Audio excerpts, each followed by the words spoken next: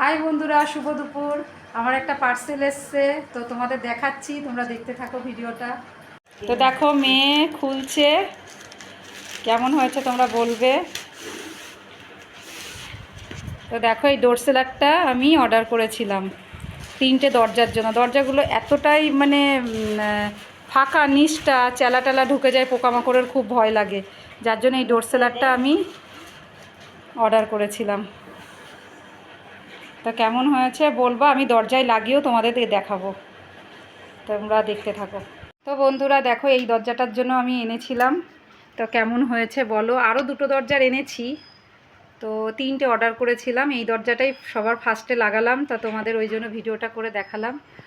তো নিচটা ফাঁকা ছিল, পোকামাকড়ের ভয় ছিল, যার জন্য। তা কেমন হয়েছে ডোর সেলারটা অবশ্যই বলো কমেন্ট করে।